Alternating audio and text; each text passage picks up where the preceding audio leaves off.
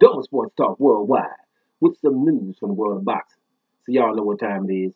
You ain't in a rush to get concussed. Now, first of all, rest in peace, Nassim Richardson, right? We all love him, training for everybody, right? You know, awesome quotes. We like to hear him talk when Nassim got something to say. You're going to like to listen to it. You like to hear his take on things. It is what it is. A wonderful guy, right? We're going to miss him, straight up. You're going to miss Nassim for sure. I always like somebody interviewing him, I'm listening, period. Just a good dude. And I know a lot of people going to miss him. Bernard Hopkins just came in, said something to train him. Oh boy, it's like we doing a rest in peace like every second day nowadays. You know what I mean? So rest in peace, man. Rest in peace. Well, our guy, a good welterweight, Vergil Ortiz, took care of Samuel Vargas and stopped him in round 7 TKO. Now, Vergil Ortiz is the guy that Oscar De La Hoya is, because he's arguing with Ryan Garcia about. Like this is the future. And that's what Vergil Ortiz looked like against Samuel Vargas. He won every round. He was dominating. Now, Samuel Vargas is a guy who, he's lost most of his big fights, but he was 31 and 5, 14 KOs, so he's not got that much pop. But he only lost to, big guys. Now, he lost a split decision to Luis Collazo, a resurgent Luis Collazo. That was his last loss, and he, lost a unanimous decision against Amir Khan. He got TKO'd by Danny Garcia and Errol Spence Jr., and who won't get TKO'd by those guys? So basically, Vergil Hill done what the other guys done to let you know that I'm here. Vergil Hill looks like the truth. There's a lot of things he was doing, but he was punching without no fear, really too much of things coming back. But it did show some footwork, some defense. One time he spun around a dude, and referee, my man Weiss again, told him, hey, you can't turn around. He's like, man, I'm using my feet, man. He turned around, and then he turned around, and old boy's Vargas' back was to him, right? And he didn't even hit him. He just wait until he turned around. You ready? Okay, now I'll keep it. And then Weiss still stopped it. You can't turn him around. I didn't know what that was about. But anyway, Sammy Vargas took a lot of punishment. And as funny as this might sound, I still think it was an early stoppage in round 7 because Jack Weiss, right? He told him, listen, it's 16 seconds to go. So then, your boy, Vergil Ortiz, went after him. Vargas' hands are up. If you know it's 16 seconds, then let him go to 16 seconds. If he gets beat in the next round, because he's about to get a minute break, if he gets beat beginning of the next round, then you stop it. But whatever, this Weiss, is questionable because he's the guy who let Tyson Fury get up. You know what I mean?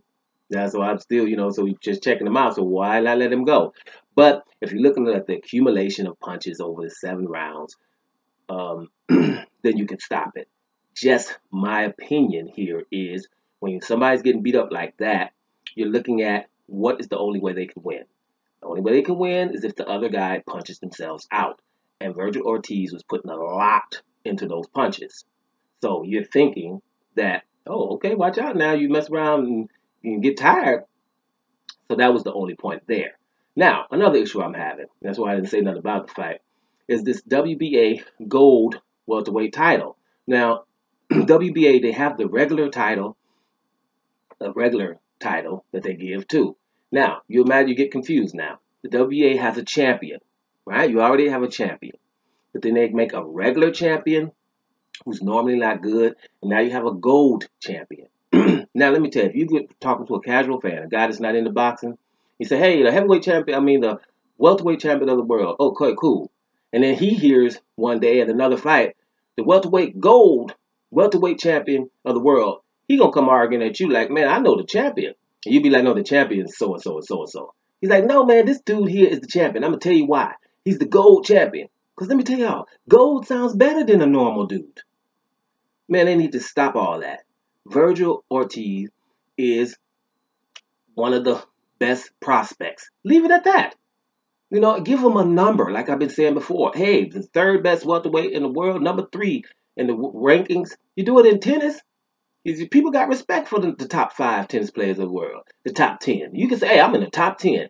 To do it with boxing. Stop with all these titles. They do it because they can get money.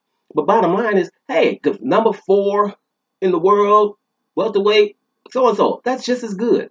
But when you call him a gold welterweight and champion, so he got gold and champion in his name, and he's not a champion. Stop it. You know, he's one of the best prospects, and I understand why your boy Oscar De La Hoya is arguing with Ryan Garcia, talking about Vergil Ortiz is the future, right? Because Garcia is Instagram king. This guy here is fighting. So we're gonna see what happens. You know, maybe they may have to fight each other. Let's see what happens going forward. But it was a sensational performance from Vergil Ortiz. If you didn't know him, that was awesome. Now, you know, it was awesome. So, but you know, like a lot of times, I just think he did what he had to do against this guy, and it was perfect. There's nothing you can complain about Vergil Ortiz's performance. His trainer, Robert Garcia, couldn't attend. He's got COVID-19, and Vergil was still able to bring that victory home and impressively. So congratulations to him. Again, rest in peace, Nassim. And guys, we got some more boxing news coming. Doma Sports Talk worldwide. And I'm up out of here, y'all.